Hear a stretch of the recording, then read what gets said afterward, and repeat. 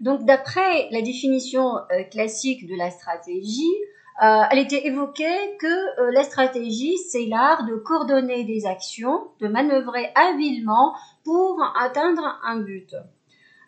Personnellement, je suis perturbée par cette définition parce qu'elle a des notions, elle est composée par des termes, des notions comme l'art. Est-ce que ça mérite quand même une petite réflexion ou une petite interrogation sur la définition tout court de l'art? Ça veut dire quoi habilement? Ça veut dire quoi atteindre un but? Donc la tâche paraît un peu compliquée évidemment, mais essayons quand même d'aller chercher la définition, la classique. La classique, c'est l'ensemble de décisions prises en fonction d'hypothèses, de comportements, de personnes intéressées dans une conjoncture déterminée. Je vais la répéter. C'est l'ensemble de décisions prises en fonction d'hypothèses, de comportements de personnes intéressées dans une conjoncture bien déterminée. On va polémiquer là-dessus sur ces deux définitions et vous allez voir, on dirait que ces définitions qui sont tout à fait l'opposé l'une de l'autre.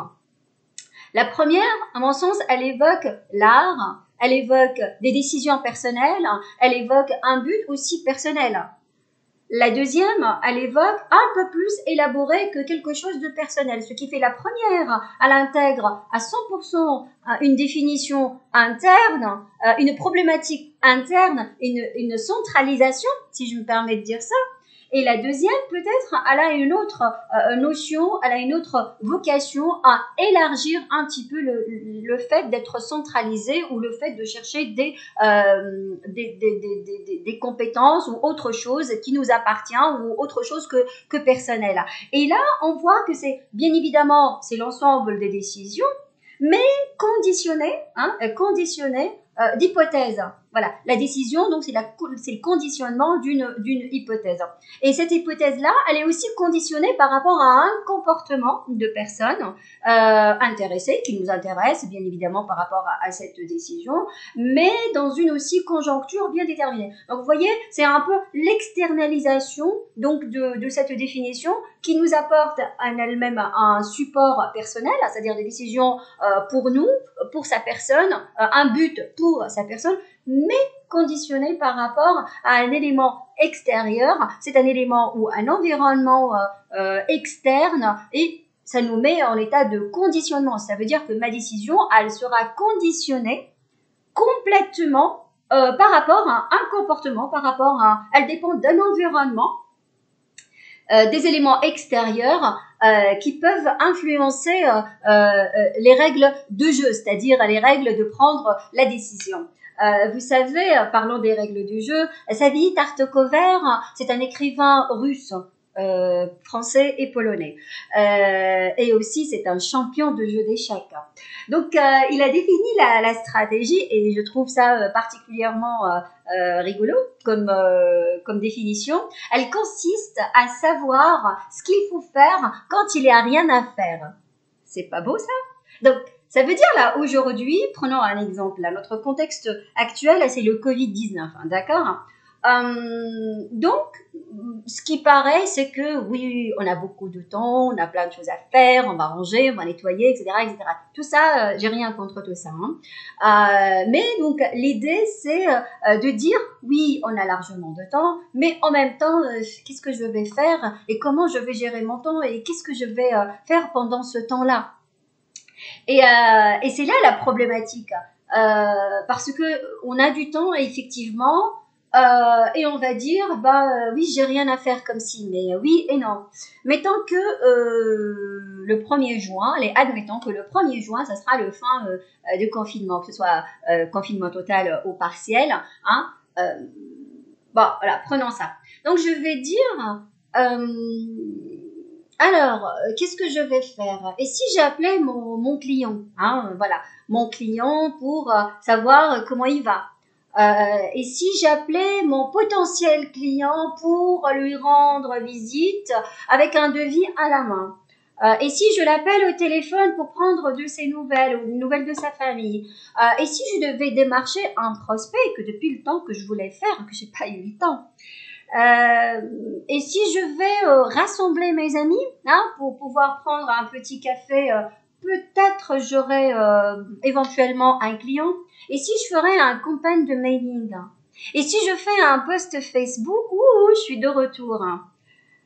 Mais tout le monde, le 1er juin, ça va être concentré, il va être concentré sur ses préoccupations.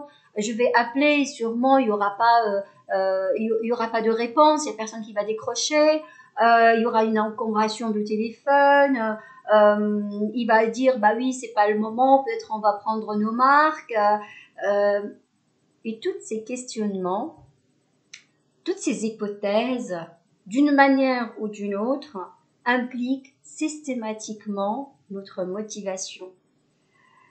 Cette motivation qu'on va essayer de la rationaliser pour dire, bah oui, si, non, mais je pense que oui, mais je pense que oui. Mais... Donc, toutes ces hypothèses-là, ils vont conditionner donc notre décision.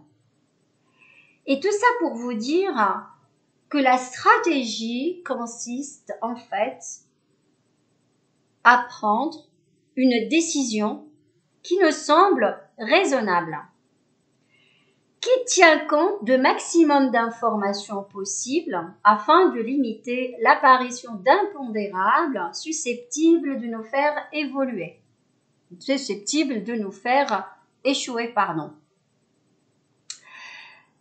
Je vais répéter. Donc, cette stratégie consiste à prendre une décision qui nous semble raisonnable, qui tient compte de maximum d'informations possibles afin de limiter l'apparition d'impondérables susceptibles de nous faire échouer. L'impondérable, c'est l'incertain. Quand on va établir des hypothèses, des interrogations, on va indirectement limiter les dégâts, on va indirectement limiter notre échec. Par contre, il faut faire très attention parce que ça peut impacter aussi la motivation. Et quand on va trouver que la décision ou les éléments ou les interrogations qu'on mène concernant cette décision qui sont pas du tout adéquats, ça peut qu'on fait aussi erreur de stratégie, erreur de décision. Ce qui nous amène toujours à dire on va prendre la solution la moins pire.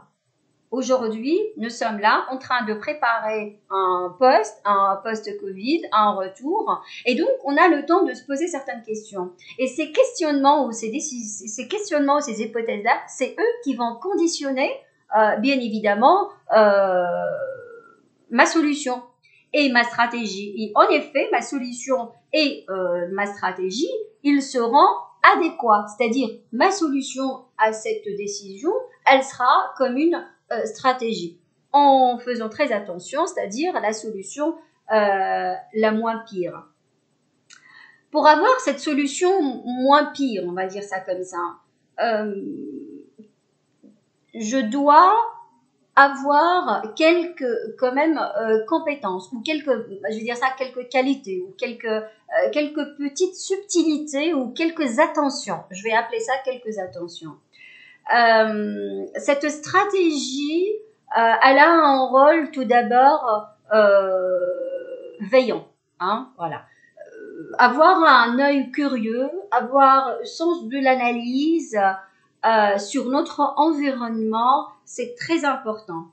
Ce qui permet de souligner un petit peu le caractère menaçant ou attractif de mon idée. Vous savez, quand on a mis des hypothèses, j'ai évoqué le plus, j'ai évoqué le moins afin de en tirer une décision ou une idée qui a moins d'impact, on va dire, négatif. Du coup, qu'est-ce qu'on est en train de faire? De centraliser les bons points, c'est-à-dire le caractère attractif de cette idée, et en même temps de faire un parallélisme avec les points négatifs ou l'attrait un peu, on va dire, menaçant sur mon idée. Cela veut dire que la stratégie en elle-même, elle nous alerte sur la capacité de prendre de recul pour identifier les menaces, les opportunités et donc là, on parle de la SWOT, les strengths, donc weakness, opportunity, threats. Donc, c'est une matrice, c'est une méthode pour cerner mon besoin, mes opportunités et quelques points forts et quelques points faibles et les améliorer. Et bien sûr, de détecter les menaces, de détecter un peu l'incertain, l'impondérable. Donc, les opportunités, donc cette opportunité, ça nous permet d'assurer quand même une stratégie à long terme, d'assurer la survie de mon entreprise, d'assurer la pérennité de mon entreprise. Vous savez, je vais vous dire, je vais prendre un exemple. Tous les jours, on se lève, on emmène les enfants à l'école, on va au boulot, on va acheter, on va faire les courses, on va appeler les copines, on va voir la famille, on va acheter, oh, il faut penser à un anniversaire de telle ou telle personne, etc., etc. Et ça nous arrive que, voilà, une fois par an, hein, voilà, on va augmenter cette manière de faire et ce que dit ces stratégies qu'on fait à l'échelle quotidienne ou hebdomadaire ou mensuelle, ce que vous voulez. On va augmenter cette compétence pour préparer les vacances une fois par an. Hein. Donc, tout ça pour dire que indirectement, on est tous stratèges, d'accord? Ce qui fait la différence entre être stratège personnel, d'emmener les gamins à l'école et préparer une fois dans sa vie ou une fois par an donc les vacances pour sa petite famille ou pour soi, il y a un degré, il y a un degré il y a des échelons en fait. Mais ça reste toujours dans le cadre personnel. Et préparer des vacances une fois par an, ça ne veut pas dire préparer la pérennité de l'entreprise. Vous savez, généralement, je vais prendre un exemple des femmes comme ça, mais j'ai rien contre ça. Hein. Voilà, c'est pour vous dire quand même l'importance de ce qu'on est. Hein. On est tous stratèges, mais en même temps, l'importance de cadrer cette stratégie. Voilà. Quand on prépare les vacances pour l'été, généralement, ça c'est les femmes. Hein, voilà, donc on va prévoir un KW au cas où il pleut. On va prévoir un pansement au cas où le gamin il se blesse. On va prévoir un rechange au cas où il fait nuageux. Et on va préparer et on va se poser des questions. Et si, et on va mettre des hypothèses. Et on va mettre des conditionnements à ma semaine. Je me retrouve avec des valises. C'est bon chérie, les valises elles sont faites. Je vais vous dire par là. L'homme, généralement, il s'en fout. Je peux dire il s'en fout d'un air méchant, c'est pas ça. Il s'en fout, c'est-à-dire que pour lui, ça, c'est pas une stratégie, c'est pas une manière de préparer les vacances. La seule stratégie qu'il a, lui, la seule hypothèse qu'il a, c'est partir de cette baraque pour y aller se reposer, d'accord? Nous, les femmes, on a tendance à préparer, à anticiper, à dire, oui, ici, ici, ici, ici, ici. Et il suffit qu'il y aura une goutte d'eau. T'as vu, chérie?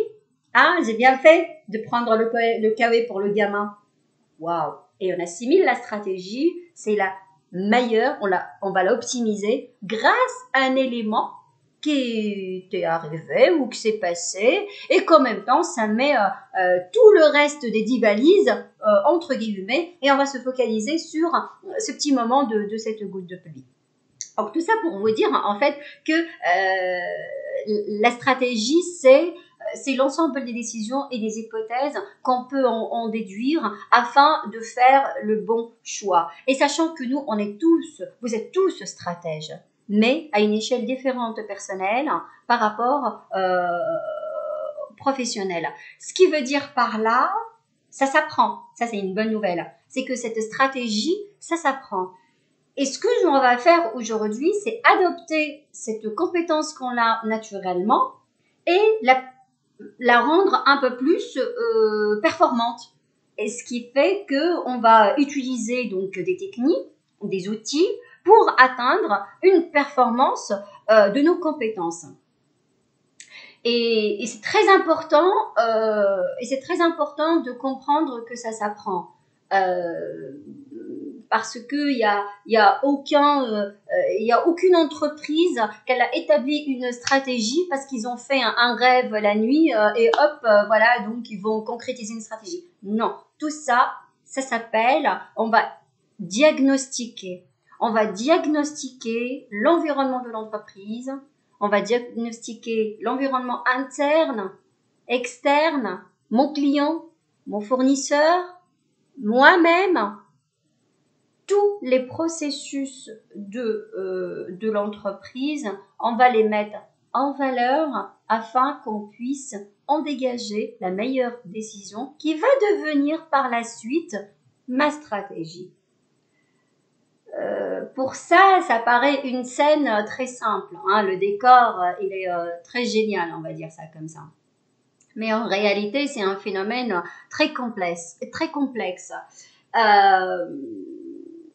Ce qui nous amène à la complexité de ce phénomène de diagnostic, c'est il y a des variantes. Le besoin de mon client, c'est une variante. Il n'est jamais figé dans le temps. On ne peut pas stagner un besoin d'un client. On ne peut pas stagner la philosophie d'un client, la physionomie d'un client. Ce qui nous amène à ce que ce besoin, il est évolutif dans le temps, suivant l'âge, la personnalité, l'endroit, la saison. Et tout le temps, on est en phase d'adaptation. C'est très important de se focaliser sur ce terme-là parce que l'adaptation, c'est le sens de l'analyse, c'est le sens de l'observation. Ce qui m'amène à ce que je peux apporter un produit, un service pour un temps T, pour un client bien déterminé, pour un âge bien déterminé, pour une psychologie bien déterminée de mon client. Ce besoin, il est en permanence en train d'évoluer. Il stagne pas. Mon besoin, il stagne pas. Pourquoi? Parce qu'on parle toujours, il y a des tendances, il y a ça à la mode. Mais dans la réalité, ce sont à la mode. Mais grâce à des éléments extérieurs, il y a des phénomènes qui arrivent grâce à des éléments extérieurs et grâce à notre environnement. Et tout ça pour dire que mon idée, elle est jamais figée. Elle est jamais stable. C'est pour ça qu'on parle de pérennité de l'entreprise. Sinon, on ne parlera jamais d'une pérennité d'entreprise. Et on va dire, oui, je fais un produit et hop, je vais l'utiliser tout au long de ma vie. Je vais prendre un exemple. Vous savez, à l'époque, quand il y avait le magnétoscope, donc ce magnétoscope, un jour ou un autre, il y avait l'apparition, du jour au lendemain, on a l'apparition des CD. CD, oui, pour nous, c'est un élément qui est novatrice, donc quelque chose de néo, mais on va l'apporter sur le marché, on va inonder le marché avec ça, et en même temps, on va pas apporter que le produit, mais on va apporter aussi l'apprentissage à l'utilisation et au fonctionnement de ces CD. Donc, ce qu'on a fait, c'est qu'on a apporté le CD, on a apporté le lecteur qui va avec, et on a apporté cette évolution dans la tête de nos clients pour leur dire c'est fini les magnétoscopes, maintenant on va utiliser d'autres technologies. Donc, l'idée, elle est là, il faut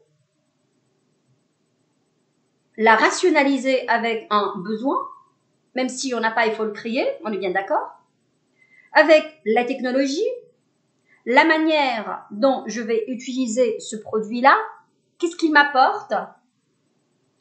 Ce qui fait, on parle d'un besoin, d'un consommateur et d'une technologie.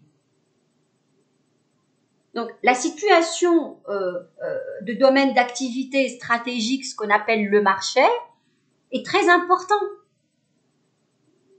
L'analyse de mon environnement, de mon marché, est primordiale pour que je puisse établir une décision avec des éléments ou des composants qui me ramènent à une stratégie afin de moi, de garder une place sur ce marché-là, mais en même temps d'assurer la survie de mon entreprise. Il y a la perception de mon offre. Comment je vais voir cette offre? Comment je vais intégrer ce produit dans la tête des consommateurs. Ce sont des questionnements, des idées qui arrivent, qui peuvent impacter, qu'on peut du jour au lendemain renoncer à ce produit pour dire non, ça ne servira à rien, je vais baisser les bras. Mais non, il y a des éléments, il y a des composants qui doivent être pris en considération par rapport à l'offre que je vais faire ou par rapport au service que je vais apporter ou le produit. Et pour avoir ce produit-là, il faut un élément clé, des facteurs clés de survie. C'est-à-dire que j'apporte pas mon produit à moitié. Il faut que je l'apporte avec une adéquation du contexte, avec un élément supplémentaire. Et cet élément supplémentaire, c'est lui qui va me faire démarquer ou me différencier. Et là, on parle des avantages concurrentiels. Une entreprise qui tient sur le marché, c'est qu'elle a établi un élément de concurrence, un élément, un facteur, un trait, voilà, qui peut être une simplicité, voilà, pour assurer la différenciation, afin d'assurer sa vie, sa pérennité sur le marché. Et bien évidemment, avec tout l'ensemble de ces éléments-là, on ne pourra pas apporter ce produit-là tant qu'on n'a pas optimisé le Unique Selling Proposal, la proposition unique de vente. C'est la manière dont je vais vendre, dont je vais communiquer sur mon produit. Comment je vais apporter cette, vous pouvez l'appeler la publicité, on est bien d'accord, c'est la même chose.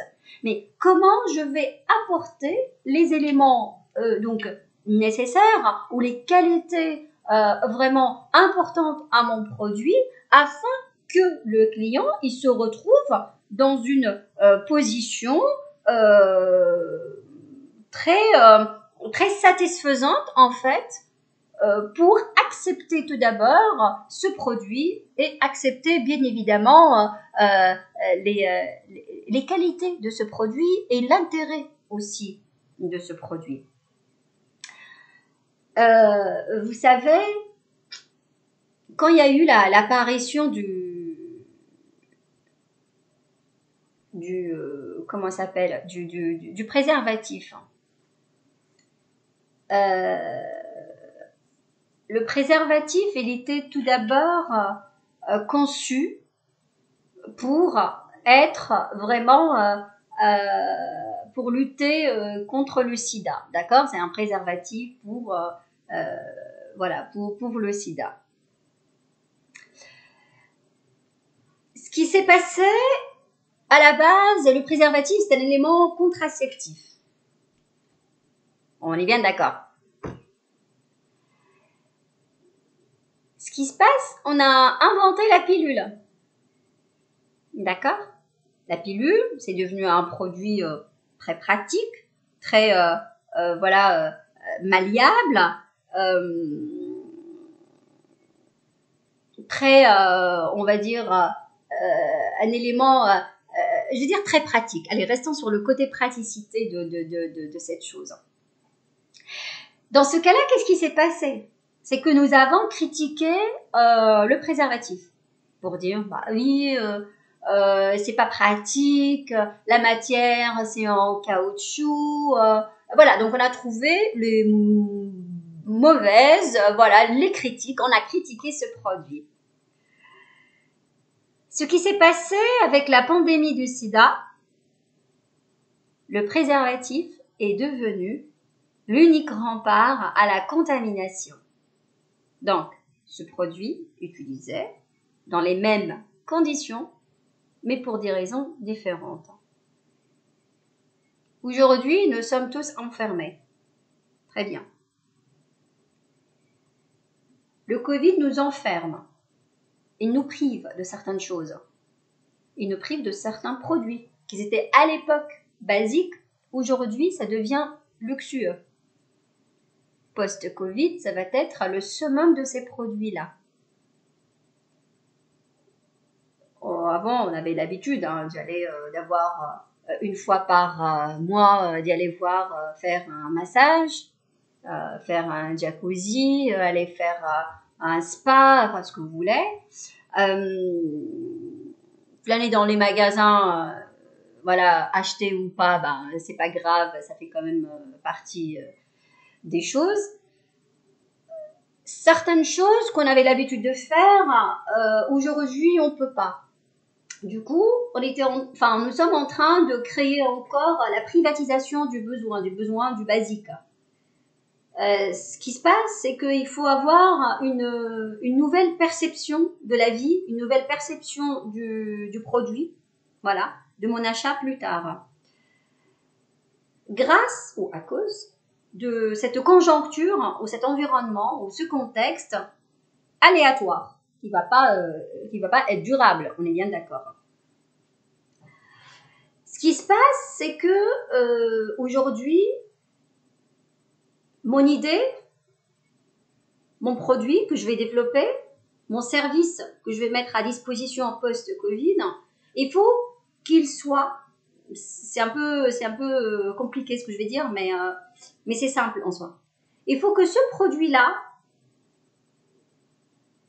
il vient d'un contexte actuel de privatisation, d'un contexte ou d'un environnement, d'une conjoncture assez aléatoire pour ce produit-là, qui répondra aux besoins de la clientèle qui ont subi un choc psychologique, parce qu'il y a eu la peur, il y a eu la privatisation, il y a eu voilà la liberté qui était un peu voilà confinée, hein, on va dire ça comme ça. Donc ce produit-là, il faut qu'il arrive au post-Covid, au post de conjoncture, de cette conjoncture qui est hier, parce que là aujourd'hui on prépare pour demain, donc on va dire hier et aujourd'hui, pour apporter ce produit pour le futur, pour le lendemain. Pour un client qu'il était privé, pour un client qui a subi des chocs psychologiques, pour un client qui a eu peur, pour un client qui n'a pas su surmonter voilà cette étape parce que il était contaminé ou autre. Donc ce client, ce mode de fonctionnement ou la perception de mon client, elle va aussi changer. Elle va être impactée grâce ou à cause toujours de ce contexte. Ce qui fait, moi, ce que je vais faire, c'est que comment rendre mon idée, grâce ou à cause de cet environnement, à ce marché actuel, une stratégie de survie. Je vais me la répéter. Comment rendre mon idée, grâce ou à cause de cet environnement, à ce marché actuel, une stratégie de survie. Et il faut juste apporter un minimum de conscience, c'est-à-dire apporter plus la critique, plus le sens de l'analyse et de la curiosité. Il faut apporter aussi une conscience pour pouvoir interpréter et conditionner mon idée. Parce que cette pandémie, c'est une pandémie économique, politique, psychologique, géopolitique, ce que vous voulez. Donc, ce que je peux observer durant cette étape, en regardant le passé, donc comment mon client y réfléchit avant, le présent, c'est-à-dire comment il est mon client aujourd'hui et qu'est-ce qu'il a envie, et le futur, pour savoir comment il va faire mon client à l'issue de ça. Comment il va avoir, comment il va voir mon produit, mon service, grâce à l'ensemble de phénomènes qu'il a subis. Donc, évaluer une réflexion et mettre surtout en valeur l'environnement externe et interne de mon entreprise. Est-ce que ça va? Donc, pour moi, l'idée d'avoir un élément qui va différencier la manière dont je mène mon entreprise aujourd'hui, ça va assurer ma survie sur le marché. Mon produit ou ma prestation de service, elle doit être réfléchie. vous prenez les cas de l'ensemble de vos activités et vous allez répliquer donc cette hypothèse, ce chemin de réflexion, ces idées et cette perception, et ben vous allez en trouver que vous allez poser des questions pour dire mais oui, en effet, oui, effectivement, mon client, quand il va être de retour, il va plus prendre ce produit-là. Parce que ce produit-là, c'était un produit voilà, de luxe, de temps à autre, il peut se faire plaisir pour ça. Demain, c'est pas le même cas. Mon client, il a subi un choc psychologique. Ce qui était basique avant ou ce qui était luxueux avant, ça va devenir peut-être l'inverse demain. Donc, il faut réfléchir à chaque idée, à chaque produit, à chaque prestation de service. Pour quelle raison mon client, il va l'adopter? Parce qu'il a subi quelque chose, parce qu'il avait envie de faire quelque chose, parce que. Donc, on va faire un cheminement de réflexion.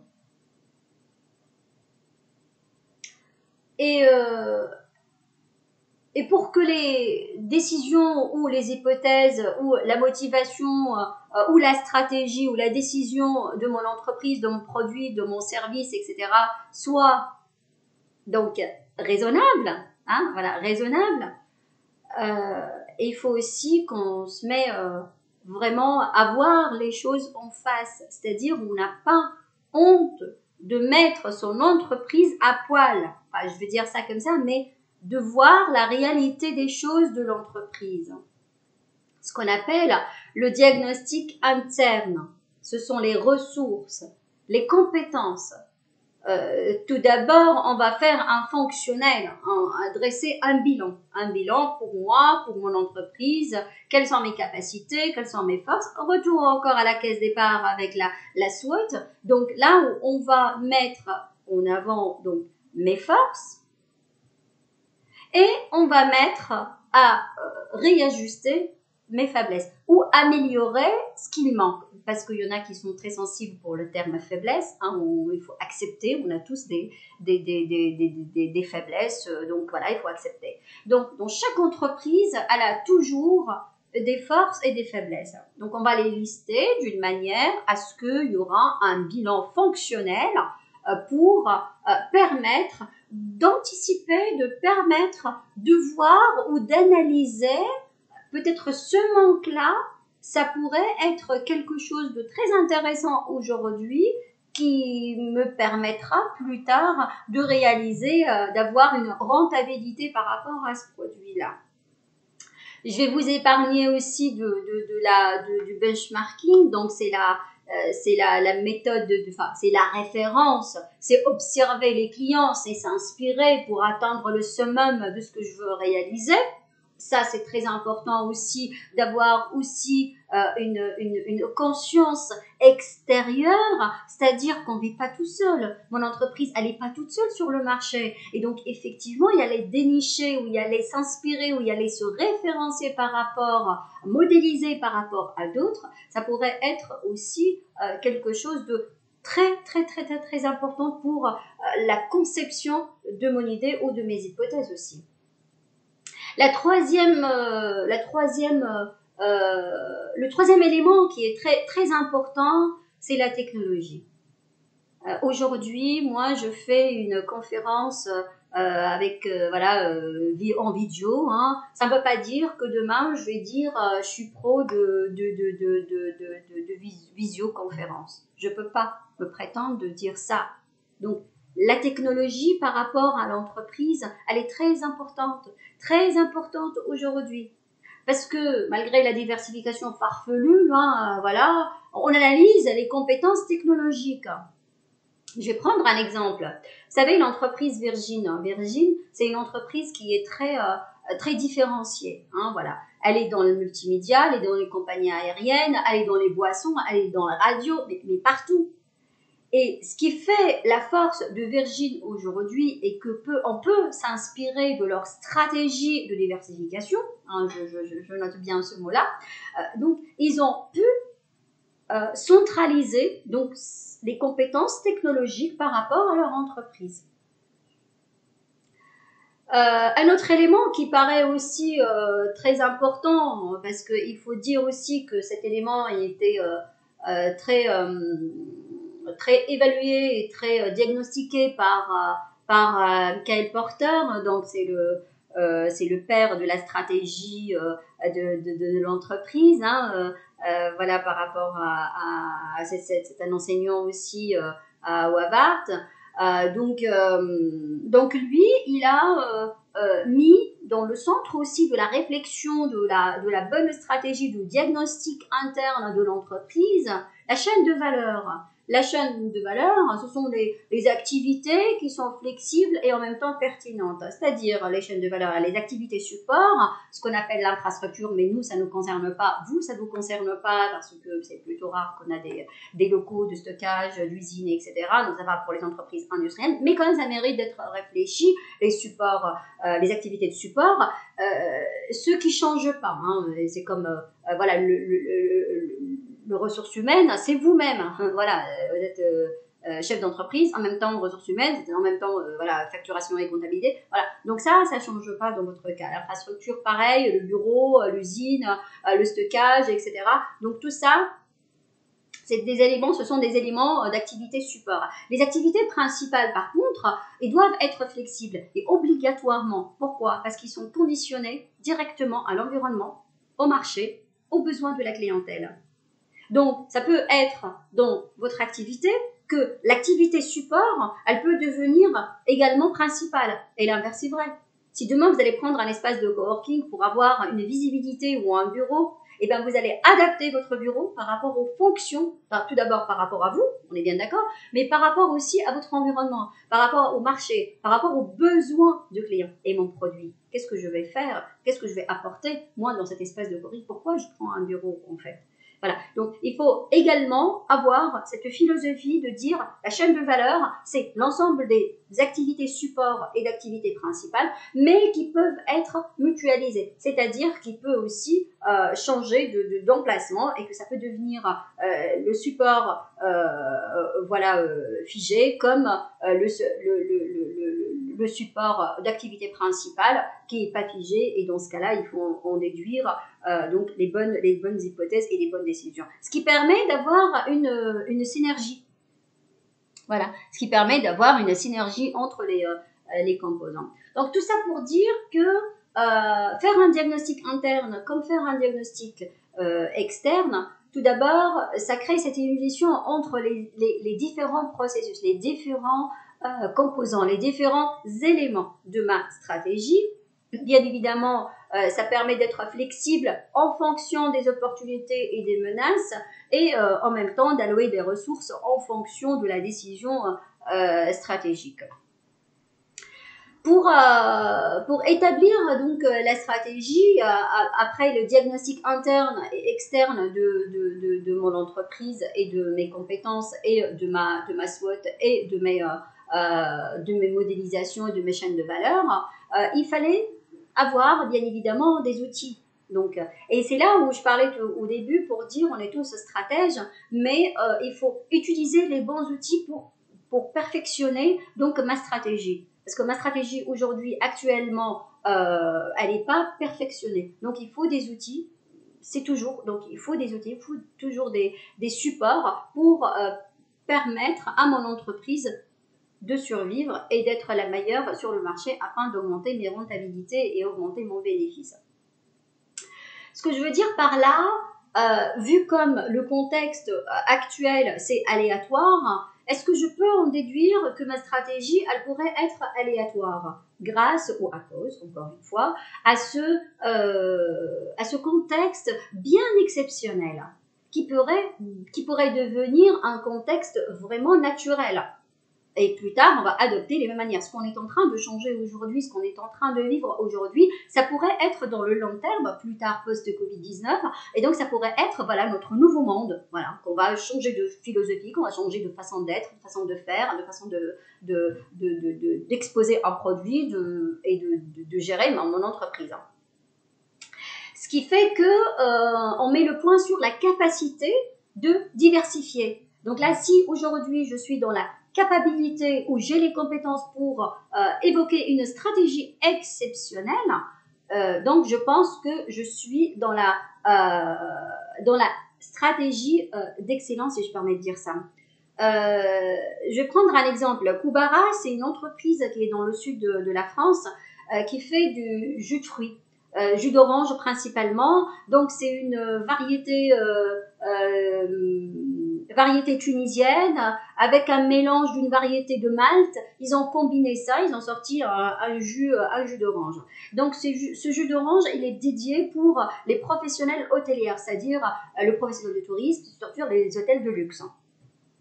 Ce qu'ils ont fait début mars, pour voyer un peu la diligence donc de ces dirigeants, ils ont dit bah oui, on a un contexte assez particulier, donc ils n'ont pas pensé comment je vais liquider plus de jus. Plutôt, ils ont pensé comment je puisse garder mes clients. Vous voyez un peu la stratégie, donc ils se sont posé la question sur pas le produit et comment je vais vendre plus, mais comment je vais garder mon client. Et comment je vais garder mon client, sachant que l'établissement hôtelier, il sera fermé pendant un temps. Bon, je ne sais pas, aujourd'hui on dit le 11 mai, demain on va dire le 14 juillet, j'en ai aucune idée. En tout cas, voilà, ils ont réfléchi dans cette hypothèse de dire qu'est-ce que je peux faire que mon client il subit pas des frais ou il subit pas une perte. Eh bien, c'est très simple. Ils ont juste rallongé la durée de validité du jus. Pas par écriture, mais ils ont rajouté des composants, des produits, je ne sais pas, ils ont rajouté des choses dans l'heure pour mieux conserver, pour augmenter la durée de conservation de ce produit. Je trouve, moi personnellement, je trouve que c'est une stratégie d'excellence. Pourquoi stratégie d'excellence ? Parce que Koubara, ils ont réussi à adapter le contexte environnemental aujourd'hui pour le poste environnemental plus tard. Ils ont pensé par rapport à leurs produits, comment ils peuvent fidéliser ou comment ils peuvent garder la place sur le marché. Et comment je peux garder ma place sur le marché ? Effectivement, en se rapprochant de mon client et de voir quelle est sa faiblesse aujourd'hui. Je trouve ça, qu'on peut appeler ça une stratégie d'excellence. Et pour rendre mon idée efficace et efficiente, on parle d'excellence, c'est qu'on parle d'efficacité et d'efficience.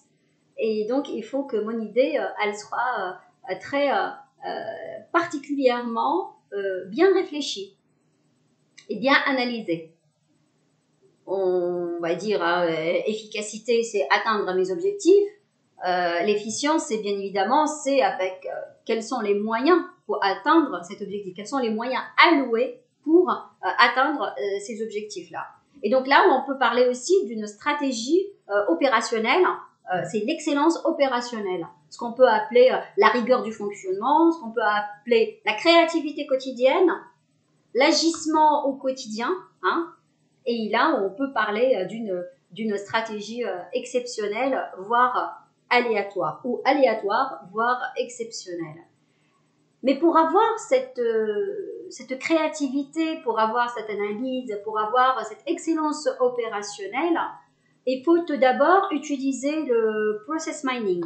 Le process mining, c'est le processus intelligent qui va nous permettre de travailler sur chaque processus qui permet de répondre d'une manière efficace et efficiente aux demandes de clients. Vous voyez, Koubara, ils ont utilisé le process mining. Le process mining, c'est ça. C'est chaque processus, parce que dans chaque idée et dans chaque processus, dans votre structure ou dans votre entreprise, il y a 1 milliardise de processus. Ce qui fait, je prends mon processus, eux, ils ont pris le client. Ils n'ont pas pris le produit. Mais grâce à cette analyse de client, ils ont pu avoir le produit qui peut apporter, qui peut répondre à un besoin pour mon client. Par la suite, je peux être la meilleure ou la différente sur le marché. Donc, c'est répondre d'une manière efficace et efficiente aux demandes des clients. Ce qu'on appelle le processus de la rentabilité, de la satisfaction client, la démarcation. Voilà. Donc, il y a pas mal de processus dans votre entreprise que vous pouvez l'utiliser. Utiliser la satisfaction de mon client, c'est un processus. Et le processus lui-même, on va lui faire un processus intelligent. C'est-à-dire, on va l'analyser et on va le décortiquer en milliardise. Demain, je vais prendre un exemple. Je vais prendre un exemple du massage à main. Hein, le massage à main. J'ai pas pris ça, j'ai pris ça au hasard, hein, voilà, comme ça, mais j'ai rien contre tous les exemples que je prends. Le massage à main aujourd'hui, je sais pas où, hier, hein, ça dure 25 ou 30 minutes. Est-ce que demain, mon client, il va vouloir pratiquer le massage à main tous les jours, une fois par semaine au lieu d'une fois par mois comme avant, ou il va plutôt avoir un massage à main qui dure pas 25 minutes, peut-être 45 minutes, ou peut-être 7 minutes ou 4 minutes, voilà. Mais en même temps, que ça pourrait m'apporter le même bien, la même qualité de service et la même rentabilité, ou voire un peu plus de rentabilité, parce qu'on va minimiser le temps, ou on va augmenter le temps et on va augmenter le prix. Donc voilà, ça c'est aussi un autre processus de prix qui se mérite d'être vraiment analysé. Grâce à cette analyse d'environnement de mon client et de son besoin, je peux établir si mon client il a besoin de 7 minutes ou il a besoin de 45 minutes. Si mon client demain il sera pour payer 14 € au lieu de 65, ou il sera pour payer 85 au lieu de 65. Et tout ça, ce sont des idées par rapport à chaque processus, et de chaque processus, on peut établir une idée grâce à nos hypothèses et bien évidemment à notre manière d'analyser l'environnement actuel. Donc pour piloter chaque processus, il faut savoir observer, analyser, détecter la conjoncture actuelle, le décor, ce qu'on appelle les circonstances, le marché et la conjoncture postérieure, elle doit être adaptée à cette période-là. En gros, mon marché, il faut qu'il soit adapté à la conjoncture de plus tard, postérieure, dans le but de réaliser mon objectif initial, bien évidemment. Et pour ça, j'insiste sur le fait d'apporter une due diligence. La due diligence, c'est d'être vraiment diligent et minimiser la notion de risque grâce à l'observation, la capacité analytique qu'on doit l'approfondir. On a tous un sens de positionnement ou de critique ou de regard ou autre. Mais le plus important, c'est approfondir donc cette technique. C'est-à-dire, aujourd'hui, on va passer plus de temps à analyser et on va rassembler bien évidemment des informations, on va rassembler plein d'idées, plein de produits, plein de services que j'ai envie de proposer à mon client plus tard. Mais en même temps, dans chaque composant, il faut que j'établis un process mining, une analyse afin de l'adapter à la conjoncture postérieure.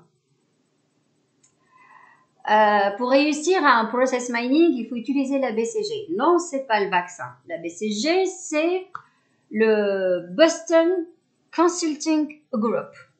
Donc, le Boston Consulting Group, donc, ils ont fait à l'époque des années 80, ils ont fait l'analyse de la situation. C'est un cabinet qui vient, comme un médecin, qui vient diagnostiquer l'entreprise et va prescrire un remède.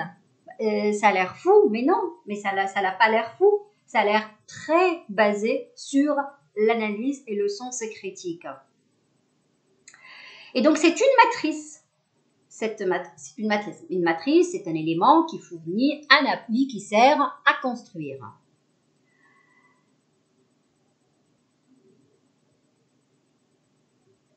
Cette matrice, elle a analysé, ça sert à analyser des questions, des processus bien déterminés, l'environnement de l'entreprise, et à prescrire donc ce qu'il faut faire, c'est un remède de cette analyse qu'on peut l'apporter à l'entreprise.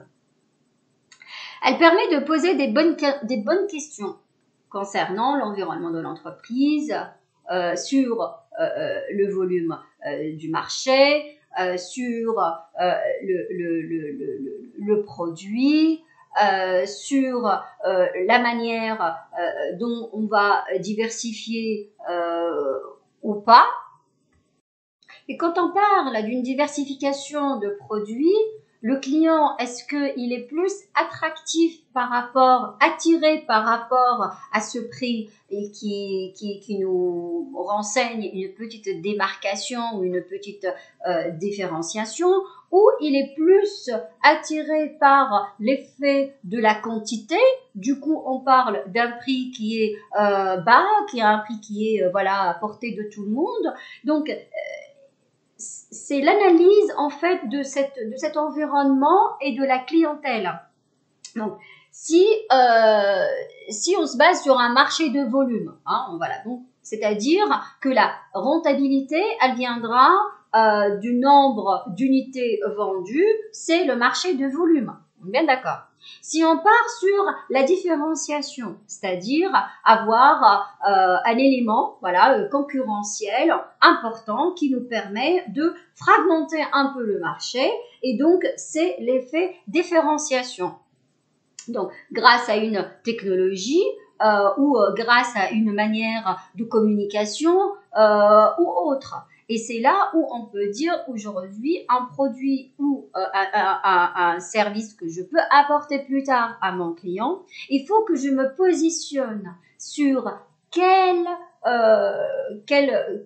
partie du marché que je veux être. Est-ce que je veux préconiser le volume ou la différenciation? Est-ce que je vais fragmenter mon marché ou je vais augmenter donc mes ventes? Donc, je parle de la quantité.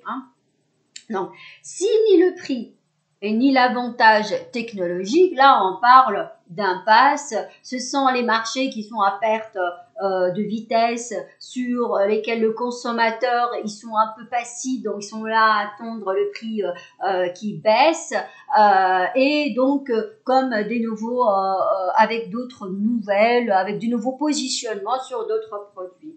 Vous savez, Hermès, au début, ils ont fait une erreur de communication. L'erreur de communication qu'ils ont faite, c'est qu'ils se sont mis la barre très haute par rapport à la manière de communiquer, c'est-à-dire leur publicité. Ce qui fait dans la tête des clients, Hermès, ça devient une haute gamme, une qualité, vraiment un produit qui est vraiment de haute gamme. Ce qui se passe dans la réalité, c'est pas du tout vrai, parce que les produits d'Hermès, ils sont accessibles. Mais, grâce, ou je vais dire là, à cause de leur manière de communication, le propositioning selling, et là, il était erroné, ce qui fait, ça a engendré un amalgame dans la tête du client. Donc, si mon client il est plus sensible à la différenciation du produit, on parle d'une stratégie quand même de différenciation, d'un avantage concurrentiel, et ce qui amène à avoir une stratégie d'excellence. Parce que cette stratégie de différenciation, Elle permet d'avoir un positionnement de haut de gamme, ce qui nous permet d'avoir une marge confortable, ce qui nous permet de dire, de garder aussi cette image de qualité qu'on a depuis toujours. Les prix baissent, mais on peut garder aussi cette image dès le début qu'on a émis sur le marché. Et bien évidemment, la durée du produit, elle sera plus longue. Donc, ce que je veux dire par là, c'est bien de casser les codes quand même et de faire des stratégies, ce qu'on appelle stratégies hors normes, comme ce qu'on ont fait Hermès pour atteindre une communication assez importante pour valoriser leurs produits. Mais il faut adapter donc cette stratégie ou cette décision de communication de haut de gamme à mes produits, sachant que voilà, si je veux atteindre mon public qui est sensible à la différenciation, il faut qu'on casse les codes, il faut qu'on propose des produits et des services en fonction du comportement du consommateur. C'est pareil aussi la théorie parmi les autres matrices utilisées pour la stratégie d'excellence. Il y a la théorie d'Osgood. Osgood aussi, pareil, donc il a centralisé donc sa stratégie par rapport à l'attribut, par rapport à la performance par rapport à certains attributs, par rapport à la performance, par rapport aux besoins du client, la couleur de mon produit, les horaires de ma prestation de service, la durée, etc. Donc, il a établi un fonctionnement qui fait analyser en même temps le besoin de mon client en fonction de mon produit. Et donc, par rapport à la première décision, donc des notes qu'il va donner donc par rapport à la couleur ou par rapport à l'architecture de mon produit ou par rapport à la durée ou par rapport aux horaires, etc. Donc, il a mis des notes et chaque client, il doit noter. Et à partir de cette note-là, il va recommencer, donc on va recommencer la même analyse, mais partant de ce chiffre qui était donné. Ce qui fait, ça nous permet de soustraire un petit peu les deux tableaux pour avoir dans quelle fourchette on est. Est-ce qu'on est à 50% de bons produits, à 80% ou à une échelle de 5 à 10, etc. Mais ça permet de faire une réflexion sur les attributs en fait, sur la qualité de ce que je peux apporter à mon client par rapport à son besoin et par rapport à mon service. On utilise plutôt les Osgood dans les grandes entreprises, mais ça n'empêche qu'elle a aussi des limites d'analyse sur l'analyse statistique ou l'analyse financière sur les moyennes qui étaient attribuées. Donc voilà, il y a une limite pour ça.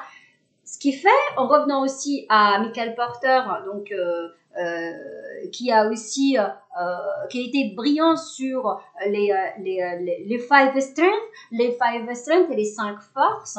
Et c'est là aussi, il a focalisé donc son analyse effectivement sur ces 5 composants. Le nouveau entrant, client, fournisseur, la concurrence existante et les produits en substitution ou en remplacement. Vous voyez, donc là, il a pris un petit peu le chemin de dire, moi, je me focalise ma stratégie ou mon produit en fonction, donc, mon client, principalement. La concurrence existentielle est existante, là où on parle de modéliser, de s'inspirer, de benchmarking, etc. Et le produit substitué, celui qui va remplacer soit mon produit initial, soit garder mon produit initial et faire une rallonge, c'est-à-dire une petite démarcation qui vient juste apporter un élément supplémentaire qui va m'attribuer la différenciation, la démarcation, la part du marché et en même temps, j'ai une stratégie qui peut aboutir à ce que je peux être l'unique sur le marché.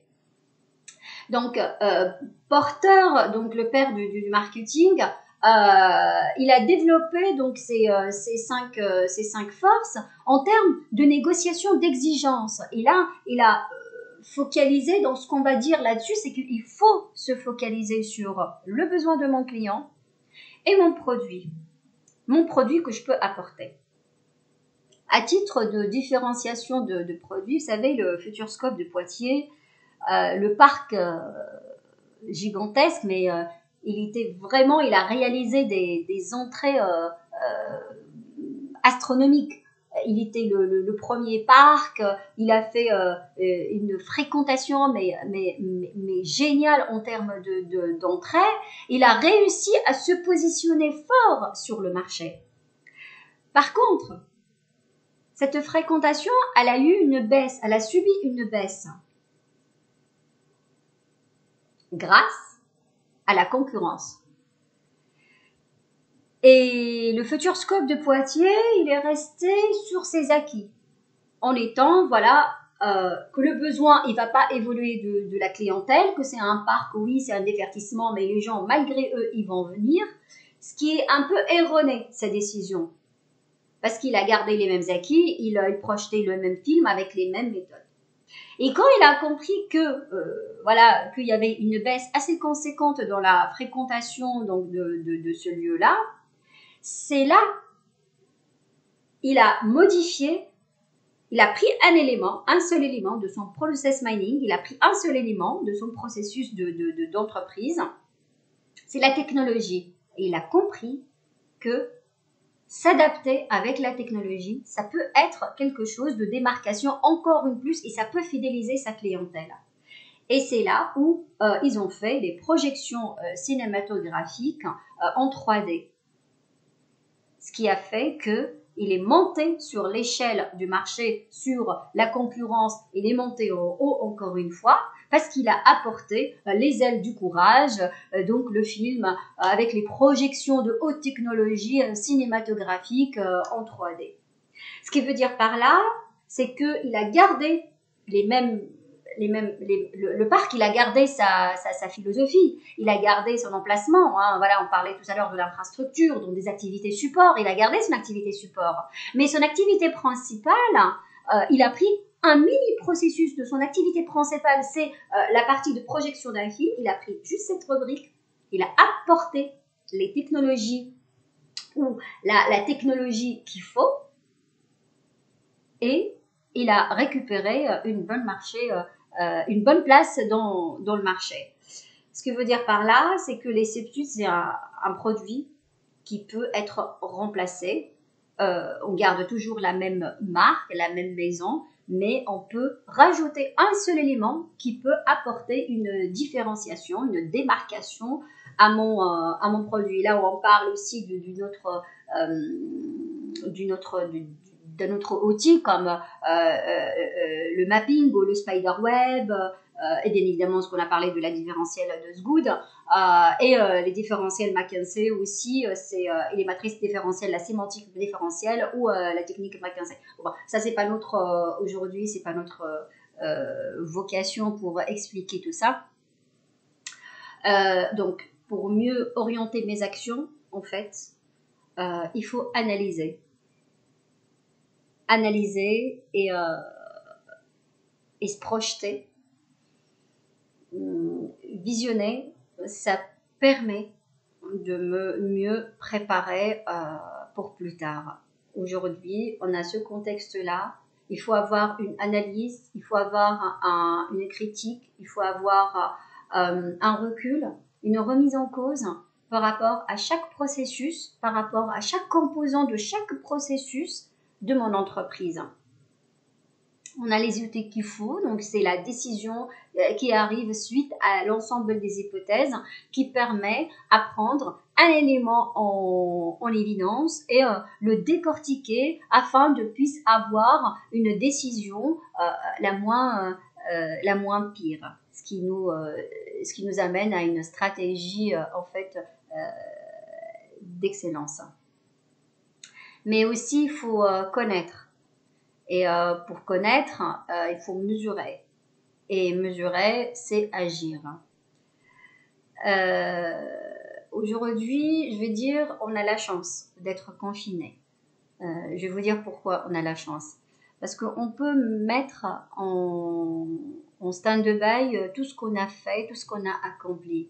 On peut aussi se revaloriser. On peut aussi éliminer certaines idées, bannir certains protocoles, exclure un mode de fonctionnement que j'ai l'habitude de faire, s'adapter aussi à la conjoncture actuelle et à la conjoncture plus tard. Et savoir analyser, c'est savoir être visionnaire, c'est savoir se positionner comme il faut sur le marché. Donc être visionnaire, ça fait partie de la qualité la plus importante pour un chef d'entreprise ou une chef d'entreprise. C'est savoir se projeter et voir plus loin. Et en fonction, on déduira les bonnes décisions. Et ces bonnes décisions, ce sont des chemins qui peuvent nous guider ou nous amener à atteindre des objectifs. Et là, on dit qu'on atteint l'objectif, on parle d'une stratégie. Adapter sa stratégie, c'est enfin s'adapter au contexte de Covid. Ça nous permet de dégager du temps pour faire et de réaliser des choses, ce qu'on appelle mesurer l'existant. Il faut moduler cette réflexion par rapport à cette conjoncture qui va être durable ou pas par la suite. Enfin, mesurer l'existant, on cible indirectement un besoin. Grâce à ce besoin, ça peut nous permettre d'atteindre ça permet de nous emmener vers une stratégie aléatoire, vu comme notre décision, elle est conditionnée par rapport à notre environnement aujourd'hui. Grâce à la BCG ou encore à la SWOT ou encore au process mining ou d'autres, ma décision, elle doit avancer. Car, comme on le sait tous, on a les compétences pour apprendre certaines choses. Quand on fait le bilan fonctionnel ou le bilan de nos ressources et de nos compétences sur l'entreprise et sur le plan personnel, on a tous cette capacité d'apprendre. Mais apprendre, en fait, je vais apprendre quoi ? Tout d'abord, je vais planifier ce que je vais apprendre. Qu'est-ce que je vais apprendre ? Je vais apprendre, aujourd'hui, le painting, c'est à la mode. Mais pourquoi je vais apprendre à faire ça ? Pour quelle raison ? Comment je peux apprendre cette compétence, mais en même temps la moduler, la répliquer, l'utiliser dans mon domaine d'activité, stratégique aujourd'hui qui est mon marché actuel, pour mes clients, pour mes futurs clients, pour mes fournisseurs. C'est bien beau d'apprendre tout ça sans poser des questions. Parce que si on ne sait pas apprendre, on ne saura pas restituer. Et si on ne saura pas restituer, on ne pourra pas réaliser nos objectifs. Et si on ne pourra pas réaliser nos objectifs, on ne peut pas atteindre une rentabilité. Donc, aujourd'hui, la rigueur du fonctionnement, la créativité quotidienne. Pour ça, il nous faut un processus. Je vais apprendre le painting. Donc, je vais décortiquer cette compétence. Tout d'abord, pourquoi ? Qu'est-ce que je vais apprendre? Donc, le painting, l'utilité, le temps qu'il me faut, la rentabilité, l'objectivité de mon apprentissage, les menaces à court terme. Parce que je peux passer 2 mois de confinement à apprendre le painting ou à faire du massage à main, peu importe. Ou à faire des jardins écolos.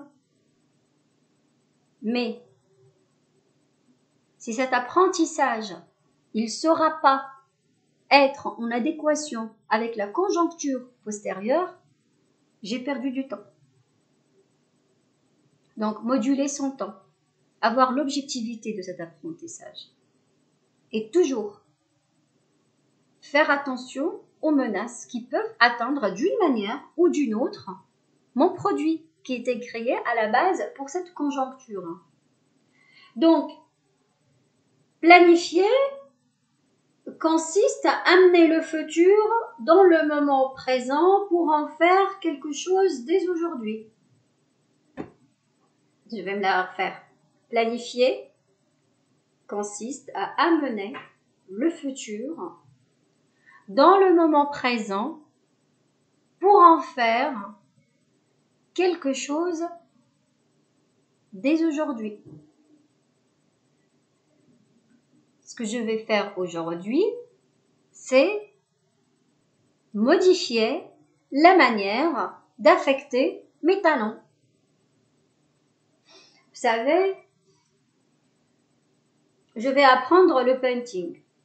Il y a une pyramide qui s'installe. Tout d'abord, soit je suis en bas de la pyramide, donc je suis ignorant. Un peu plus, je suis, débutant. Plus compétent. Plus excellent. Plus maître. Je me positionne. Et quand je me positionne, je vais analyser. Je vais analyser dans quelle rubrique j'y suis. Pour quelle raison je vais monter de l'ignorance au débutant, ou du débutant à la compétence, ou de compétence à l'expert, ou de l'expert au maître. Mais pour quelle raison? Vous savez, Bernard Werber, l'écrivain, il a dit, l'important n'est pas de convaincre, mais de donner à réfléchir.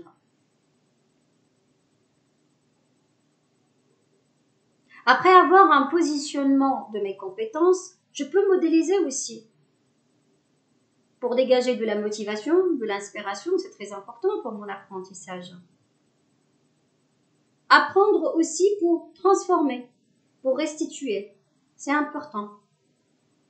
Apprendre et avoir la capacité d'interagir avec l'information et de savoir la rendre comme une norme sociétale est très important. Savoir restituer. Aujourd'hui, je passe 2 mois à apprendre comment faire massage à main pour 7 minutes. Je veux dire, demain, le premier client que je vais le rencontrer, il n'aura pas le temps d'attendre ou d'entendre ce que moi je lui ai raconté. Pendant les 2 mois, j'ai essayé quand même d'apprendre. Non, j'ai pas le temps pour savoir si vous avez essayé ou pas. Vous avez appris quelque chose, savoir la modéliser, savoir la restituer, savoir interagir, c'est-à-dire être très diligent. Là, on parlait de la due diligence tout à l'heure. Savoir être très intelligent, très diligent, de savoir orienter mes compétences, ma connaissance en fonction du besoin de mon client en face. C'est ça, moduler. On parle d'une intelligence situationnelle. Des fois, on dit, bah oui, j'ai révisé, j'ai pris du temps pour avoir des réponses à toutes les questions que mon client, potentiellement, il peut me les poser plus tard. J'ai envie de dire, oui, c'est très bien de passer des heures à préparer ça. Mais en même temps, l'important, c'est pas de les préparer. L'importance de les restituer au moment où il faut. Quand mon client, il met une hypothèse sur quelque chose, faut pas lâcher. C'est un signe qui peut m'alerter sur quelque chose. Et je prends ce qu'il a dit ou ce qu'il évoque et je le remodule avec mon produit ou avec mon service. Ça, on appelle ça l'intelligence situationnelle. C'est-à-dire à savoir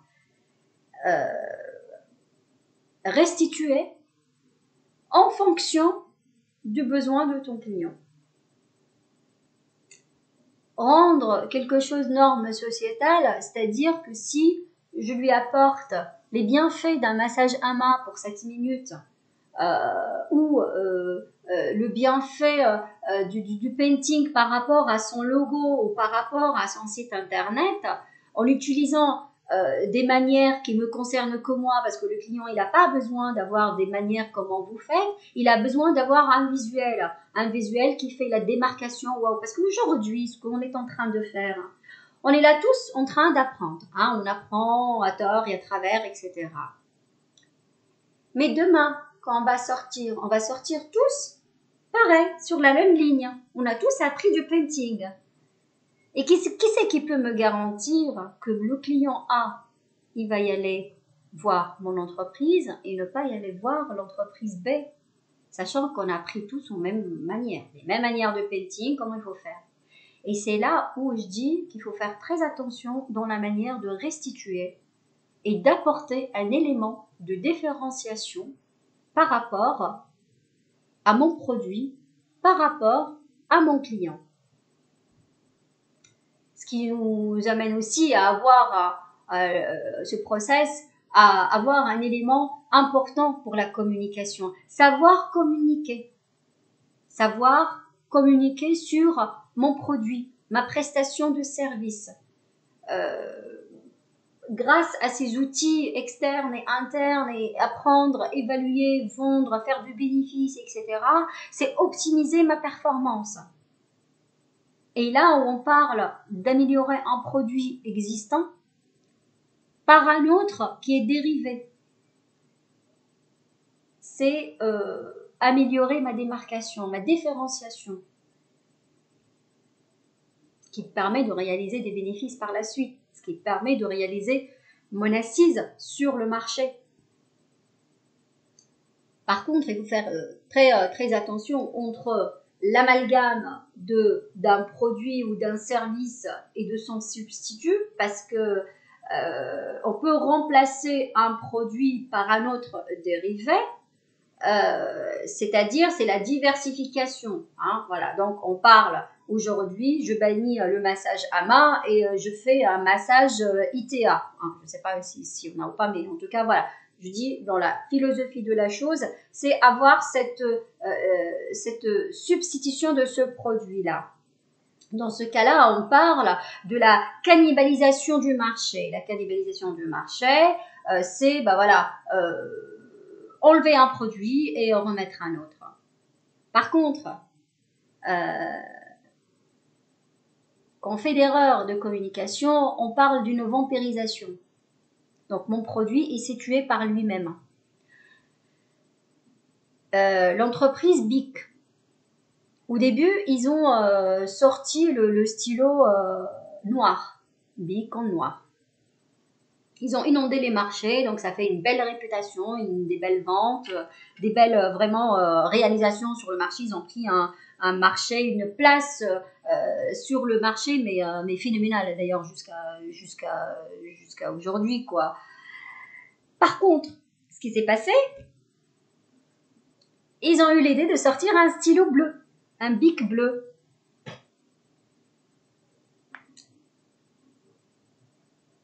Qu'est-ce que s'est passé? C'est que mon client, la clientèle, ils ont abandonné le noir au profit du bleu. Et là, on parle d'erreur de communication.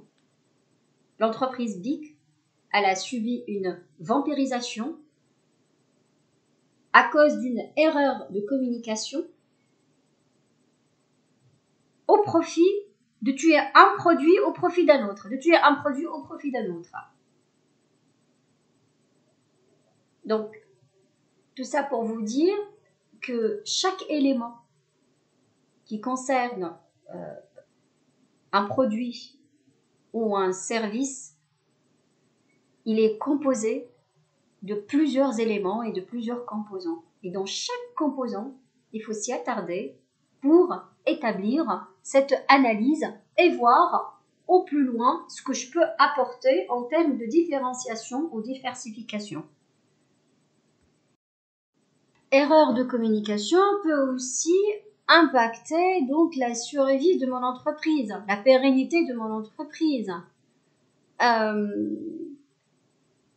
adapter ma communication à mon produit, adapter ma communication à mon service. Aujourd'hui, nous sommes dans un contexte très particulier. Ce que je vous demande, s'il vous plaît, d'arrêter de poster des choses sur Facebook qui n'en ont rien à voir avec ce qui se passe sur la planète. On n'est ni en mode deuil, ni en mode festivité. Donc ça sert à rien, arrêtez de poster des photos de gâteaux que vous faites, de monopoliser la farine et autres. Si vous avez fait ça, il n'y a pas de problème. Par contre, cette manière de faire, cette communication, ça rend toujours une communication basique. La question qui se pose, demain, mon client, il va venir voir mon produit, il va acheter mon service parce que j'ai posté des gâteaux sur Facebook le 16 mars pendant le Covid. Essayez d'adopter votre communication. Réfléchissez à la communication, à l'article, à la chose que vous voulez poster, au partage. Vous voulez partager des choses, très bien, mais c'est bien. Mais réfléchissez tout d'abord à votre stratégie de communication. Inspirez-vous de certaines choses. Je suis là tout à fait d'accord pour poser des choses positives de ce qui se passe. Très bien. Mais aussi, modélisez votre inspiration par rapport à votre produit. Vous faites du painting, suscitez l'attention de ces futurs chefs d'entreprise ou ces futurs indépendants qui vont se créer après le Covid parce qu'il y aura de pertes d'emplois, etc. Donc, inspirez-vous de leur dire, voilà, moi je suis là pour faire un logo, un site internet, avec des outils comme ça, un peu des outils un peu farfelus, autres, ce que vous voulez, mais en même temps avec un prix bien déterminé, mais en même temps avec des facilités. Et l'idée, c'est d'adopter une stratégie. Vous savez, le mec là qui dit, oui, je fais vos courses à 87 ans, je suis là, je suis le boucher du coin et je viens vous aider pour faire vos courses, etc. Mais lui, c'est très bien, il a 90% une bonne foi de faire les choses, du partage, d'aider et de se montrer présent dans ce moment très compliqué. Mais bravo, mais ce que vous avez oublié de faire et de dire et d'interpréter et de visionner derrière ça, c'est sa stratégie de communication. Demain, il va ouvrir sa boucherie, il va avoir 80% des personnes qui les a aidés pour avoir des courses. Parce que il a aidé cette personne à faire des courses et donc on va parler, ouais, il est gentil, machin et tout, et donc on va changer notre mode de fonctionnement. Or, comme mon boucher, il fait rien, lui, il fait quelque chose, et je change. Moi, consommateur, je change, je suis libre. Et en fonction de ce qui se passe, je change mes habitudes. C'est cette réflexion qu'il faut avoir derrière tout ça. Aujourd'hui, on a compris, vu le contexte, qu'il y a un problème d'autonomie. C'est-à-dire qu'on est dépendants tous pour y aller trouver les tomates dans les grandes surfaces, etc. Il y en a les petits agriculteurs qui font leur petit business à côté. Il y en a que la solidarité entre les voisins qu'ils ont déjà. Aujourd'hui, demain, la philosophie, elle sera plus la même. Demain, vous, les activités paysagères, les activités de permaculture, les activités d'embellissement de jardin, mon consommateur, il va avoir un mini budget, parce qu'on sortira pas tous riches, un mini budget, il a un bout de jardin, il veut combiner ce bout de jardin avec ce bout de budget pour atteindre l'autonomie. Avec des tomates que je peux manger tous les je sais pas combien de matins, avec des oranges, avec du persil, avec des oignons, mais en même temps avec la menthe et du thym et du romarin et je ne sais rien quoi d'autre. Et avec des fleurs aussi, que pourquoi pas, il donnera du miel à la fin de l'été. Enfin, donc l'idée aujourd'hui, vous avez compris, il y aura un besoin dans ce sens-là. Il y aura un marché par rapport à ça. Certes, pas tout le monde, ils ont 4 000 € pour faire un aménagement de jardin, pour rendre le jardin écolo et en même temps autonome et en même temps financièrement bien et en même temps à un guise de démarcation, différenciation, parce qu'on a peur aujourd'hui et là on va penser autrement, on va penser à la guerre. Donc, vous, paysagère et perma et écolo et environnement et développement durable, eh ben, il y a des manières à préparer tout ça. Vous avez le temps. Donc, confectionnez des bouts de jardin, que j'appelle ça comme ça. Des bouts de jardin, grâce à du matériel de récup. Je vais utiliser mon terreau. Je vais planter sur 4 mètres carrés, donc ma tomate, mon persil, mon romarin, ma menthe, etc. Et je vais dire, ce produit, facile à se transporter, facile à s'adapter par rapport au jardin, ça me coûte moins cher. J'ai appris à faire ça et je peux mettre mon prix fixe par rapport à ce produit-là. Et quand je sors sur le marché après le post-Covid, donc je vais avoir la démarcation, le produit, le marché, la clientèle et la pérennité de mon entreprise. Donc, au lieu que vous apprenez des choses à droite et à gauche, eh ben, apprenez des choses qui sont en liaison avec votre activité. Et effectivement, comment, en douceur, communiquer sur les réseaux sociaux pour ne pas paraître que vous êtes dans l'extrême capitalisme, voilà, ou dans l'extrême socialisme pour le partage. Mettez une barrière. Joindre l'utile à l'agréable. Communiquer d'une manière très contextuelle, si je me permets de dire, mais en même temps avec une projection postérieure. Vous savez, la diversification du produit ou la diversification de ma stratégie, ça mène à avoir une force de positionnement. Et cette force de positionnement qui permet d'être en avant, qui permet d'avoir le produit adapté, et il n'y a pas de solution miracle. Et cela, ça se fait par un processus d'analyse, de curiosité, de réflexion, d'adaptation, de modération, de discernement, afin d'atteindre une seule chose, c'est rester sur le marché. Vous savez qu'on parle d'une diversification marketing, par exemple, c'est pas pareil comme la diversification stratégique. Ça, je pense qu'il y aura un moment pour qu'on puisse parler de cette diversification marketing. C'est d'après Ansoff, c'est sur le produit qu'on fait une extension. Hein, voilà, c'est ça, diversification. Comme Danone et Actimel. Regardez Danone aujourd'hui.